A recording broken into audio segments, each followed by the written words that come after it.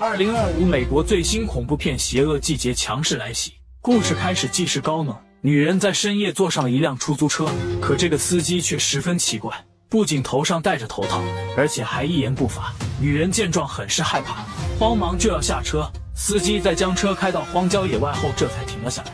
可就在这时，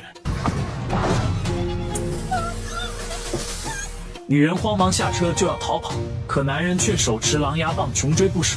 女人被吓得使出吃奶的劲，拼命跑起来。然而就在这时，她却惊恐地发现有个女人被钉在了十字架上，而她已经被开膛破肚。而这已经是近期发生的第4起女性被杀案了。警方感受到了巨大压力，为了能够尽快破案，小美和阿伟来到追捕队找到了麦克，希望能从中得到一点线索。而阿伟只是在纸上画了一个十字架，他表示这4人都是被钉在十字架上的，倘若想要知道凶手是谁，那就去疯人精神病院。随后一行3人就来到了疯人精神病院，迎接他们的是这所监狱的监护人弗兰克。在得知了小美的来意之后，弗兰克就带着3人进入了这家精神病院。可几人殊不知恐怖的事情即将发生。据弗兰克所说，这所精神病院早在10年前就关了，当时因为煤气泄漏，一夜之间所有人都死了。至此之后这里也就没人了，偶尔会有一些吸毒者和一些流浪的人前来。为了提高速度，几人打算分头行动。然而就在分开后不久，小美却发现了一件诡异事，她发现墙上有段话，小美下意识念了出来。此时窗外雷电交加，似乎有什么可怕的事情即将发生。The Duke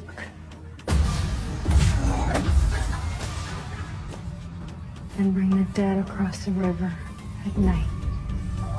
而此时另一边也在搜寻的2人，阿伟却突然听到了一阵声音，顺着声音，2人来到了一扇门前，但却惊恐地发现门上的字竟是用血写出来的。就在2人疑惑之时，门口一道鬼影突然闪过，在好奇心的驱使下，2人打算进去一探究竟。然而下一秒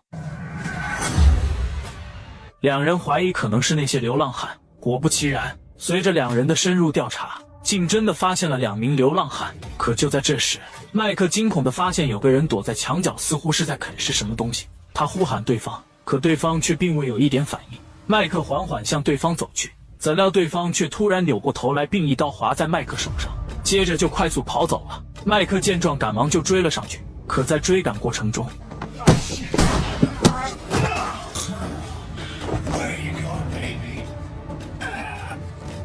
就在这危急时刻，阿伟及时出现并一刀解决掉了对方。而此时另一边的小美也碰见了这种事，一道人影突然从眼前飞速跑了过去。就在他疑惑之际，一个人突然被扔了出来，接着里面就走出来一个身材魁梧且手拿铁链的人，他将铁链死死缠在男人的脖子上。小美害怕不已，在弄死男人之后，胖子就朝着小美的方向走来。小美十分害怕，她慌忙掏出手枪对着胖子就打了过去，但却惊恐地发现子弹却并未对他造成一点伤害，反而还令胖子更加暴躁了。但就在这时，小美灵机一动，拽住了挂在对方脖子上的铁链，在弗兰克2人的剧烈拉扯下，这才解决掉了这个怪物。而此时的麦克2人正在回忆刚才的事情，他们不敢相信子弹竟对他们造成不了伤害。意识到不对劲的2人便打算去跟小美会合，可他们只看到了躺在地上的胖子，并未发现小美2人。就在这时，阿伟发现了地上的2颗子弹，这令2人意识到小美可能也是遇到那种怪人了。为了能够尽快找到小美，2人便分开行动。然而就在麦克找寻时，却突然听到了阿伟的惨叫声，顺着声音他连忙找了过来，只见阿伟正躺在地上一动不动。原来是一个长着腮胡的奇特男子。此时的麦克十分害怕，也十分疑惑，为什么子弹会对对方造成不了一点伤害？可还未等麦克反应过来，对方就将酒倒在了阿伟脸上。麦克见状连开数枪，可却仍旧没有造成一点伤害，这令他困惑不已。接着男人就拿起长剑直接插进了阿伟的心脏。麦克瞬间暴怒，拿起旁边的木叉就插进对方身上，接着又一拳将对方打倒在地。而此时的阿伟已经不行了，最终他死在了这里。而此时的小美和弗兰克来到了阁楼，突然弗兰克像是被什么脏东西控制一般，他快速上前夺过小美腰间的配枪并对准了她。还未等小美缓过神来，弗兰克就说他花了10年才将对方给带回来。小美疑惑不已，她声称自己本想让那些瘾君子读墙上的符咒，但却没想到你给读了，为此小美必须付出代价。然而就在弗兰克准备开枪时，里面竟没有子弹了。就在这时，弗兰克突然发现了站在暗处的水鬼，他被吓得慌忙撒丫子开逃。小美不知发生了什么，就在他伸头看去时，结果下一秒，小美一时之间不知所措，水鬼却再次悄然来到了她的身后，对着小美的腿部又是一刀，接着水鬼就再次消失不见了。小美强制让自己冷静下来，结果下一秒，小美一刀插在了水鬼头上，解决掉了他的生命。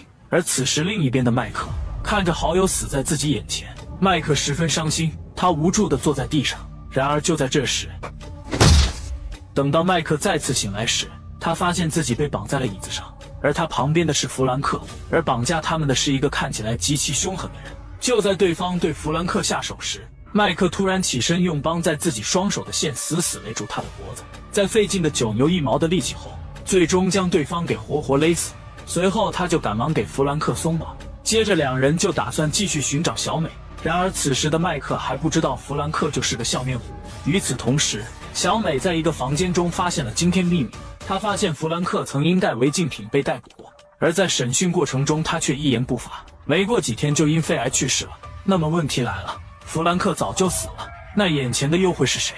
而此时的麦克和弗兰克来到了一间房间，他们在这里发现了一具尸体。就在麦克认真搜查时，弗兰克却悄然退到了门口，想必是要将麦克给困在这里。弗兰克表示是乌鸦给了他2次生命，他是至高无上的存在。说罢他就要将门锁上，但却被麦克一枪打中，可他却被关在了这里。随后弗兰克慌忙就要逃离这里，可身后却有一个怪物对他穷追不舍。好在弗兰克快速跑进一个房间并将门给关了起来，这才捡回一条小命。接着他就要去车上武器，可就在他打开后备箱后，里面竟就是那个头套和那个狼牙棒。看到这里真相大白了，弗兰克就是最近4起连环杀人案的始作俑者。然而就在这时，小美却走了过来，看着对方水中的狼牙棒，小美已经明白了一切，二话没说对着弗兰克的腿部就开了一枪，而弗兰克的下场也可想而知。而此时被困在房间中的麦克却突然听到了一阵剧烈的撞击声，他胆战心惊地朝着门口走去。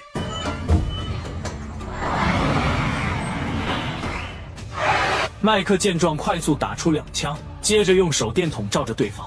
令人想不到的是，怪物竟真的被吓退了。麦克见状赶忙走了出去，怎料他刚一出来，怪物就迅速向他冲来，并将他扑倒在地。就在这危急时刻，麦克奋力起身，将怪物死死压在地上，接着用尽全力将匕首插进对方的心脏中，这才完成极限反杀。随后麦克就和小美回合了，接着两人就来到了弗兰克的工作室。刚一进来，他们就发现了一个姿势诡异的男人，想必他就是这一切的幕后黑手。麦克二话没说，对着他就是邦邦2拳。小美见状，拿起匕首对着怪物的肚子就捅了一刀，可却并未对他造成一点伤害。下一秒，怪物发起反击，使两人进入了环境中。好在麦克及时清醒过来，拿起桌上的铁钉将怪物的手钉在窗上，接着他就喊醒小美，并将怪物的另一只手也钉上。接着小美用附子将怪物的胸膛给破开，伴随着粘稠液体流出，怪物也终于死了。直到看到最后，我也是没看懂这个电影，只能简单的解读一下。我是痞子，咱们下期再见。